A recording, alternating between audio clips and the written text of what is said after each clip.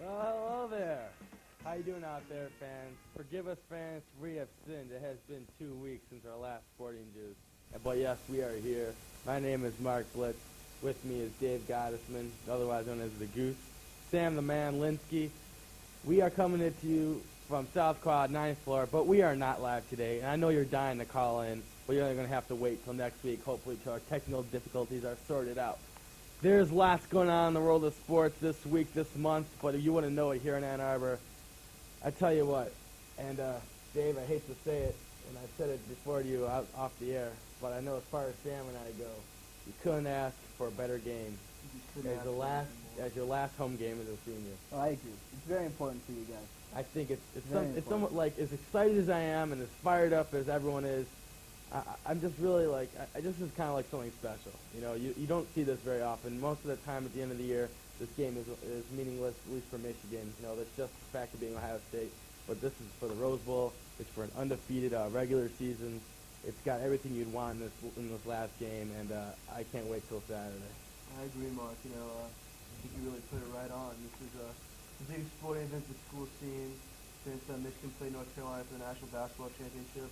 I don't think it's something that any of us who've been at the school the last 4 years really could have expected out of this year, but it's something else. Like, we deserve this. You know, I was in Madison last weekend. Such a showing by the Michigan fans who went into that campus and invaded the place. It was unbelievable. What was the atmosphere like? It's mad town, my friend. It's crazy. It's a very fun place, but we really took the place over. You know, I was in some bars, and I think it was 60% Michigan. You know, Yeah. It felt great. Like we had a traveling posse.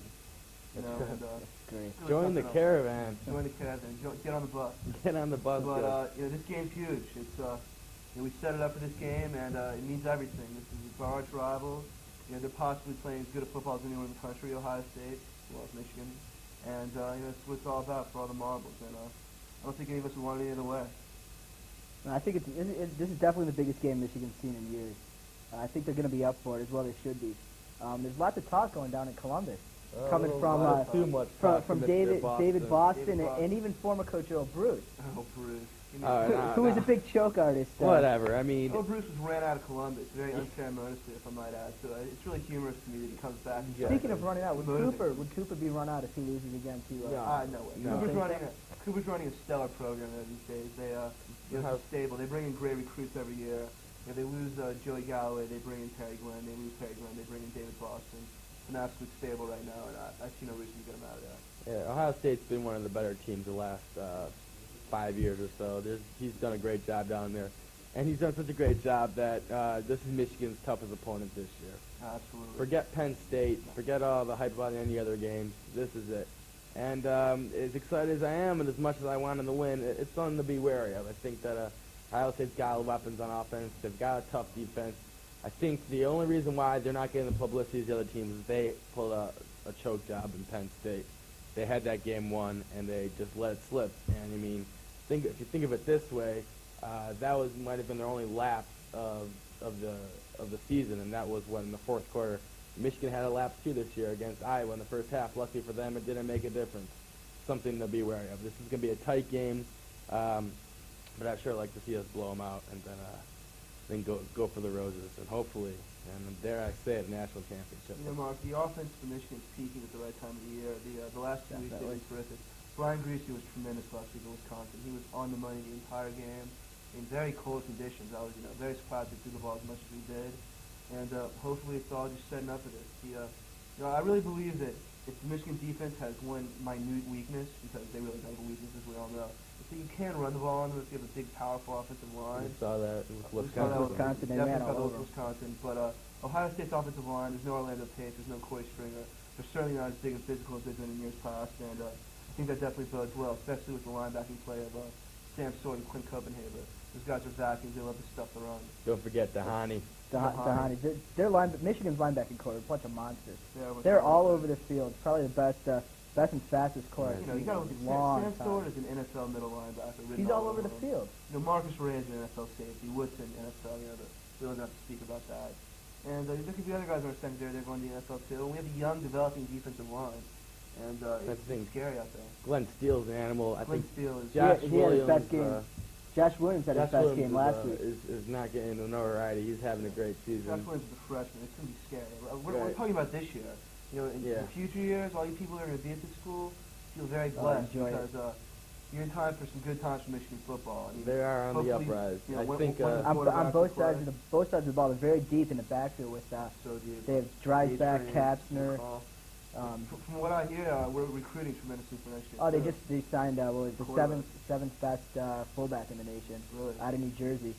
Terrific. So they're shoring up their running backs and their fullbacks. Well, one thing I think they need to do is keep recruiting some good receivers, and that's been a problem this year. That's key. But how about those guys on Ty Streets came up big. Ty Streets came through in the clutch last week. Definitely lived up to some of the hype that he's been given. And if that's an indication of how this next game is going to be, I think our offense is catching up with our defense. And Mr. Boston was talking about if our defense is clicking and then no one can beat us. I tell you what, as good of a defense Michigan has, their offense is looking pretty tough too. They're running the ball against anyone they want. Their passing weapons used to just be Tooman and some maybe passing to the backs. But if Streets and Shaw catch the ball like they did last Saturday, Michigan's be all over the field. It's going to be a good one. The one question I have is why haven't they utilized their tight ends the past 2 weeks as much as they have earlier in the season? Jeremy Tooman was blanketed the entire game in Madison. If you notice, well, they have two other tight ends that they could utilize. That in terms of the plays they like to use, with basically the bootlegs and the rollouts to the tight ends, where they drag them across the field, those plays were all very well covered. I was sitting high up in the end zone of the Wisconsin student section and got a bird's eye view of the plays developing. Like on the long touchdown pass to Streets, I think Tooman was the first option on the bootleg, but he was covered, and Greasy and Streets made a great play together. So got to take what they give you, and last week the receivers were getting open and making plays, so probably we can get it. As long as we can run the ball. That has to be the common denominator. So far we've been able to do that, and I really don't see any reason to think that it's not going to happen again on Saturday. Well, before I give a reason why they may have a problem running the ball, and we know one of the reasons why that is, I think that Michigan, in terms of passing their tight ends, that's what they've been doing all year, passing the Tooman, Campbell, Aaron They've been Shea. their most reliable receivers. Right, but that's what they've been doing all year, and if those are their tendencies, teams are going to start paying attention to that and cover them. And that's why Streets and Shaw had to come up like they did. They made good plays. They were going to be open, and they caught the ball, and that's what they've been needing to do all year too. So if Michigan is going to run the bootleg, I mean, the other team's going to be a coach to find that tight end, and they've done that. Now Ohio State's got to prepare for some more weapons out there. About Michigan running the ball, you got to block the big cat. He's one of the better linebackers I've seen in college football in a while. He's fast, he's big, he's strong. And you talk about Sam Sorb being an NFL linebacker. I think this guy. What do they put in the water in Ohio to produce such great linebackers? Yeah, I don't know. Given his offensive lineman in Nebraska. There's no doubt Katzenmoyer is a phenomenal athlete. I would agree, probably the best college middle linebacker, certainly since Marvin Jones at FSU, maybe even longer. Maybe Percy Snow. Percy Snow was a great. I had to give him some mention. No, he's not Phil Johnson. I wonder what Percy Snow's doing these days. You know, I meet Chris Floyd, Mr. Katzenmoyer. He's a big, tough guy, and he's going to put a helmet on you. I'm not going to guarantee that he's going to block you every play, but I like our chances of running the ball. We've been able to run the ball against everyone, and our offensive line is young. Other than they're gonna have to push some people around. They've been pushing people around, yeah. But they're going up against one of the better defenses. We'll see what happens, but as far quick. All year long, they've taken care of business, and they're a developing unit, and I really think they've been the key to this team not losing this year. I mean, you knew the defense was going to be solid, maybe not this solid, but the offensive line has controlled the line of scrimmage, and that's what wins football games. Well, you hit the nail right on the head earlier in the show, and you said that Michigan's offense is clicking at the right time. It definitely is. They need to keep producing. Absolutely. The way that they've been producing, they need to keep going at it, mixing up the plays. Woodson passed to Greasy was a great call. Yeah, that leads us all to believe that Lloyd's been holding his playbook real close to his pocket. Maybe he's got some more stuff in hand for us on Saturday. That was an incredible call. I never expected that to come out of a conservative Michigan offense. The funny thing is, Woodson could have ran that in for a touchdown. He was still up on the wide receiver screen, but the throwback was nice. And he can do everything. He really can. Well, speaking of Mr. Woodson, I myself was watching the Sports Report in ESPN, one of our rivals here in TV land. But we're not going to talk down on them. But since they do have more notoriety, and we're only on in the dorms, University of Michigan, and they're on national television, they have more publicity. And they were talking about the Heisman race. All three of them, three main guys, I think including Dick Schaaf, unanimously said Woodson for Heisman. And I'm starting to think that this could be the year. A lot depends on this upcoming game. I think it all depends on this upcoming game, what he does. But I think this could be the year that the Heisman mold is broken. Well, it could be. Like, Peyton Manning just has not done enough to distinguish himself in my book. But until I see it, I'm not going to believe it. You know, traditionally the winner of the Heisman Trophy has to handle the ball a lot every game. And, Woodson plays some offense, but he's a defensive back. And, in terms of the way those people think, I don't think he handles the ball enough to win the award. But there's no doubt that he's been the best player in college football this year. And which is what the Heisman Trophy is, and the voters don't see it that way. it's like the most valuable player award in baseball. The most valuable player should be the most valuable player towards his team. But, always. Or with any sport for that matter. For that matter. Instead, the guy puts up the biggest statistics, So that's the way those awards work. But don't worry, Woodson will, if he wins his national championship, he'll definitely get his paybacks, and he'll be making a lot of money next year. Rest assured of that. I tell you what, I think the writers realize what we've been talking about, that this Heisman Award just goes to the guy who carries the ball, who's the best at doing that, whether it be a quarterback or a running back, occasionally a receiver. I think they all realize that. I think they realize how big of a farce this is becoming.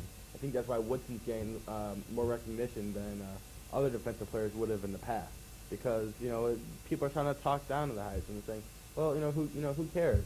I don't think it's a true indication of who the best college football player is. I think the fans know it now. I think the writers are starting to realize that too, and this is why this could be the year. Just look at the sorry string of NFL performances turned in by Heisman Trophy winners, dating back to Andre Ware.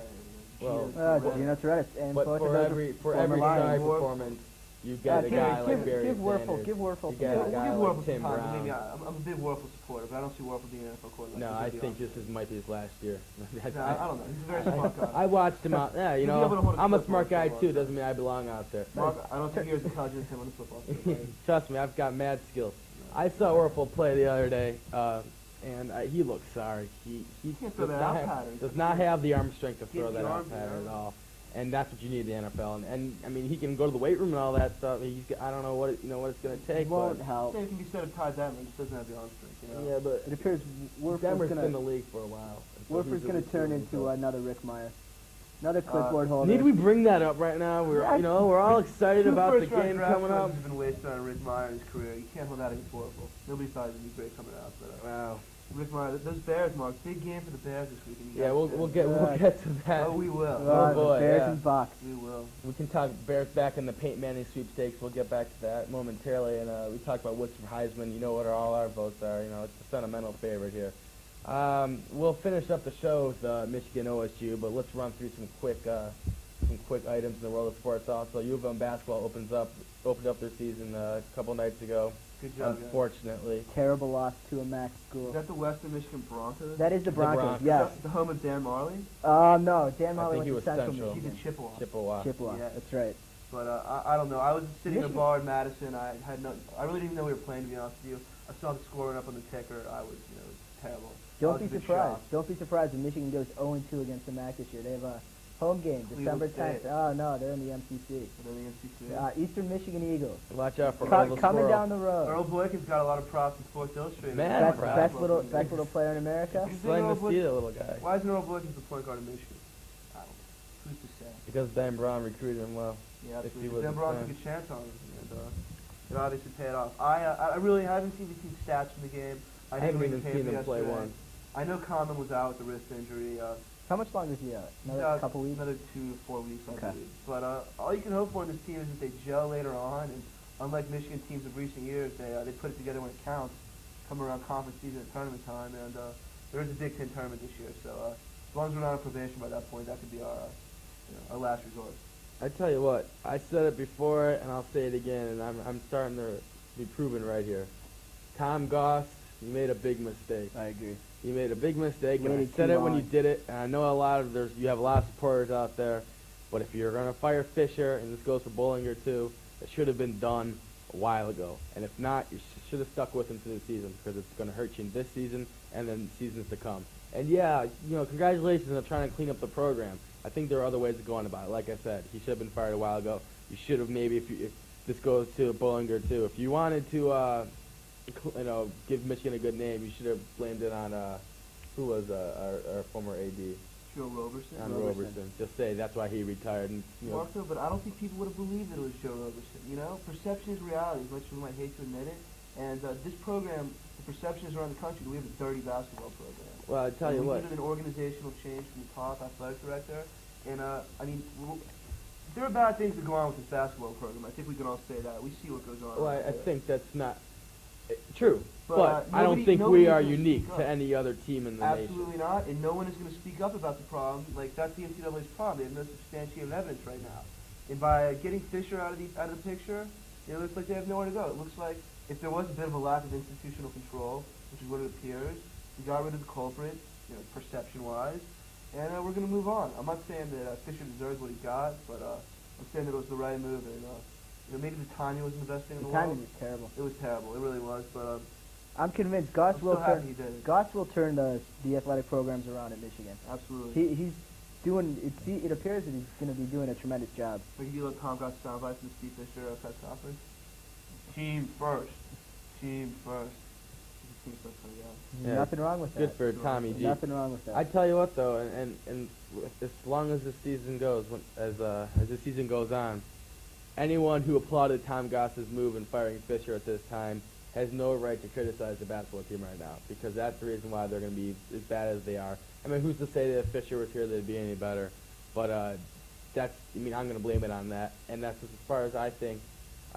You can't criticize them if you applauded Goss before. On the other hand, hey, I didn't agree with the move, so I'll be their biggest critic this year, and I guarantee that. Another thing, I criticize the players, Mark. well, I mean, the players are playing, the players are playing, but you know what? As much I didn't really realize this before Fisher was fired. They really had a true liking for him, and he got team them. morale's Let them down. do whatever the hell they want. Well, yeah. The morale's down. And who knows how they're going to play now? But if they're not playing as well as they did last year, you got to attribute that to Fisher. He got them to play. I mean, who's to say that these players aren't playing as best as they can? Honestly, I mean, a lot of these guys were highly touted coming out of high school, but I mean, sometimes they don't pan out. And I think this was a bad pick. I think the Fat Five struck gold. I think these guys not working. I think we missed Albert White. That was a big mistake. And we're now what was used to be a deep Michigan basketball team is now looking pretty thin. They are very thin. Very I thin. agree. These players have not done anything since they've been at school here, and it's their turn to step up to the mic and see if they got anything to offer to us. But if I see one kick lane, to pop Lewis Bullock open, if I see one man boxing out, if I see some semblance of an offense being ran, I'll know that we're making some progress, because that was a very poorly coached basketball team the last few years from an X's and O's standpoint. And they might have liked Fisher. He's a good man, a nice man. Maybe a father figure of sorts to them. But from an X's and O's perspective, it was sad out there. So I wasn't sad to see him go in that respect. And he loved Boston Market. I used to see him there sometimes. And the Outback Steakhouse, don't we all? Other stuff going on, something that I've been talking about the past few weeks, and I know that our man behind the camera doesn't agree with me on this when I talk about the Trade Sergey campaign, but I gotta tell you, I started it a while ago, and I've been listening to people, whether it be on the local media I jumped or over in the your paper. bandwagon. Blake. People are hopping on the bandwagon. They want to trade Sergey. Get the and- Russian out of town. And I gotta say, I gotta believe it's probably a good move right now. The players are starting to come out and say we either need him or players to replace him, because that is a weakness of ours, getting the puck in the net or having trouble with that. And that's what I said. I think right now the players are mad at him. Vyacheslav Kozlov has flat out said, you wouldn't believe how mad I am at Sergey. It's he's causing torment on the team. I say trade him. And thank you, Sergey, for your service here at Detroit. Thank you for the Stanley Cup, but you're not doing us any good right now. As a matter of fact, you're probably hurting the team. And if that's how it's going to be, see you. Hopefully not in the finals. Mark, the rumors were about at the end of last season, during the entire offseason in Florida, the Panthers were going to make a serious push. Yeah, he was rumored to go to Florida. So, being that Hazing is clearing out almost all of his payroll with the Marlins, you would think that he has some money opening up. So I wouldn't be surprised to see him pull the trigger for a deal for Fedorov, maybe sending an Ed Jovanovski or something via the Red Wings. That'd be a tremendous deal. I would like to see that. The Wings need a young big defenseman, which they're lacking right now. And I think that'd be a fair trade-off, because the Panthers are a big defensive team. It would hurt to lose Jovanovski, obviously. But for Sergei Fedorov, it's a fair deal. It's a blockbuster, but to get quality, you got to give up quality, and get something done. This is ridiculous. But back to the other Russians. Speaking of Mr. Vyacheslav, Slavikomi, whatever you want to be called, Kozlov, Kizov, all those guys. Why are they not playing hockey for their country during the Olympics?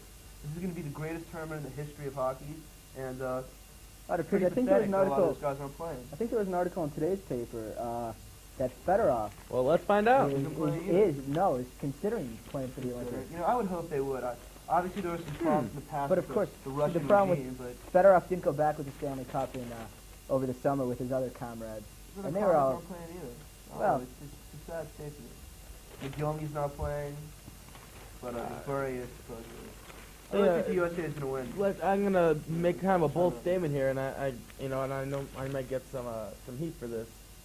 I'm not sure if these players, like, as much as they respect their country right now and how much they enjoy it, every one of them that left that country. I don't think they left on good terms, and I don't think they feel like. Fedorov definitely didn't leave on good terms. Right, I think a lot of these guys Being the did, first and Russian. I think when they come back, like three of the wings did, after they won the cup, and they brought the cup to Moscow, I think it was really they were proud, but I don't think they want to represent their country anymore because of what their country did to them during the time that they were there. Their country is still infantile in terms of the new Eastern Bloc, and it's their responsibility and their duty, I'd say, to build it up.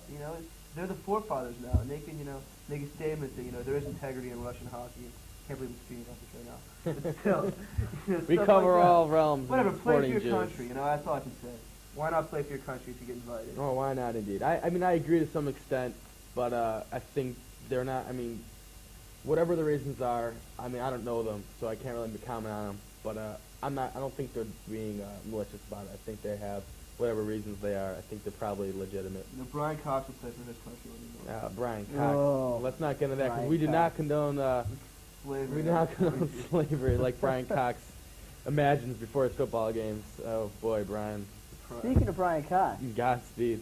big game down I think we can we- can can we- beat around the bush long enough, Mark. We got basketball stuff to talk about. Mark, it's got to be talked about because this Buccaneers team is playing as well as anyone in the NFL. Oh wait a minute! They are having some. They've been playing decently, but come on, they They played. licked the Patriots. booty, Oh well, Mark. let's not say the really- Patriots. Being the Patriots Patriots are these playing days well. is not such an Patriots aren't playing accomplishment. as well as they played last These teams year. playing They're well, down. and you can't deny it. All right, I gotta tell you something about Tampa Bay. When they started 5-0, I heard the same thing from you. I heard they're playing as good as everyone in the NFL. Then they Well, lose true. 3 in a row, and it's like, well, all right, we'll Now see they've what won 3 in happens. a row. Well, now they're back, and who knows? Maybe they'll be, maybe they're riding the elevator like the Lions were too.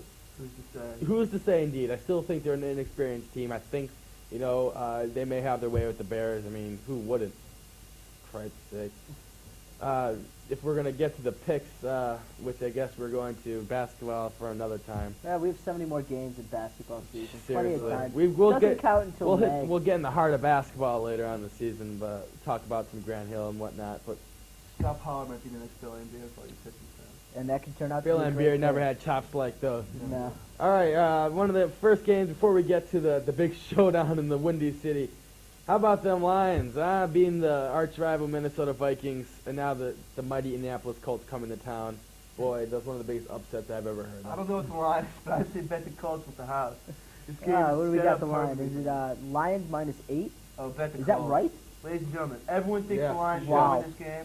This is the ultimate Lions don't show up. Oh yeah, it definitely is. And if you were a gambling man, you'd bet against them. But God. since I'm not, since I think that the Lions are making a big push towards the playoffs, Their and the second half Colts push. are too riding too much of a high that they beat the Packers. I don't know what happened in that game. I'll go with the Lions. Why not? Well, Blitz, being a Bears fan, you'd want the Yeah. Colts to win. With their big win over the Packers. Yeah, Just so you the can Bears get still you have a can chance What? for the last the wild Peyton, card What? Peyton Manning sweepstakes. Oh, you need a forget it. quarterback. You know what? They could use anything right now. I don't care who they get in the draft. Any position they pick right now would be of help to them.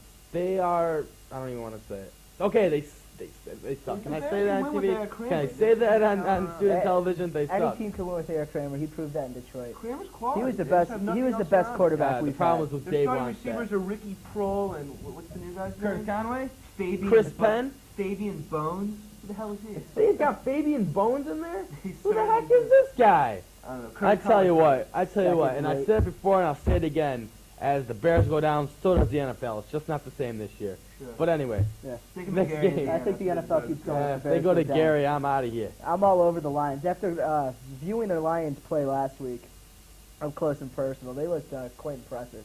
Probably their best game that they played all season. I'm taking Taking the Lions -8. Yeah, interesting. The Lions are absolutely a better team, but history tells me better. Take Indy in the points. All right, we got to run through our picks real quick here because we're running out of time on this short edition of the Sporting Jews.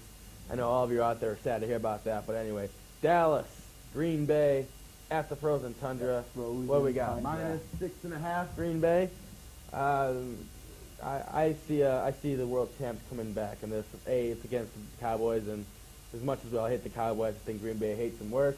They're coming off a loss to Indy. They're going to take out on Dallas, and Dallas, any win that they've had this year, except for the first one, has been lucky. Taking Dallas +6.5. They're looking good at the right time of the year. Dallas wins the game outright. They turned it around. Outright. Oh, my goodness. Do you want to sip of that? Watch out for the Dallas Cowboys. They might just go 11-5. Oh, please. All right, anyway. Tampa, -5? -5 at the Chi-Town. If I was a lunatic, I would take the Bears, which I am. Goose? Should be put in asylum for that pick. Why not? I'm all what over have I got to lose? I'm all over the Bucks. I've never been called a homer before in my life, but this Bears team's real bad. Take the Bucks. They're playing good ball right now. Even Eric Reck got it in the first quarter last Yeah, week. the Bears are bad. That's a compliment. Thank you.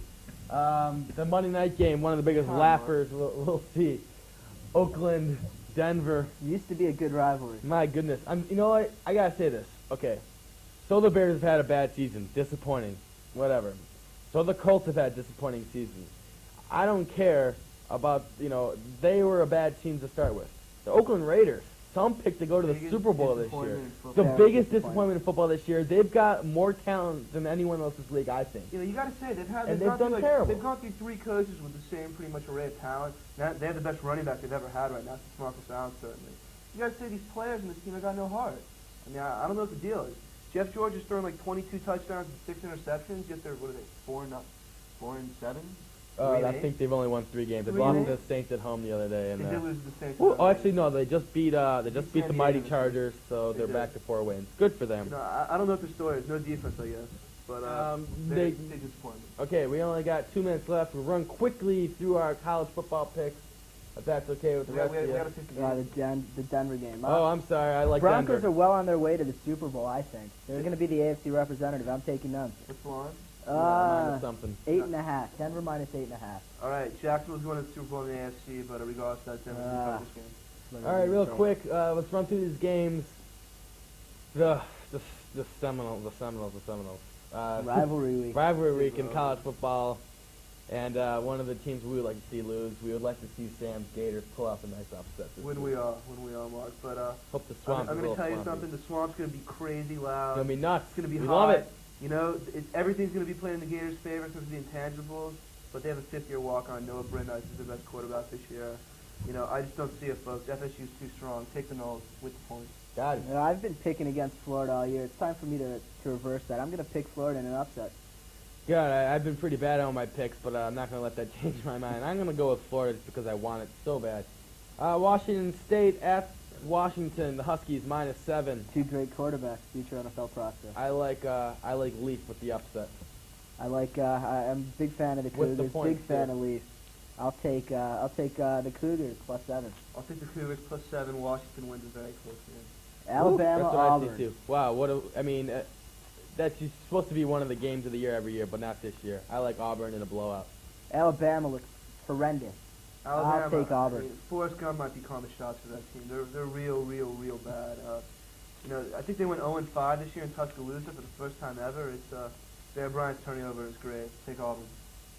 And Not finally, this week's game of the year, Michigan, Ohio State. And it's gonna be the great one. I'm gonna enjoy watching it there.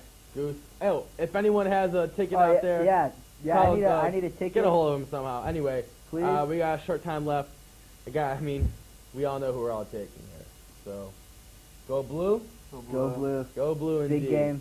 What's the over/under? Just make it interesting. I don't believe over. More points scored in this game than you think. Well, that's it. that is all the time we have for the Sporting News. That song is indicating that my producer and I, Steve McMahon, are going to Champaign, Illinois tomorrow. Have fun. Please start the car. We are out here for Sam, Now, Whiskey, Goose Dave, the Goose Guys. Mark, what they say, bye.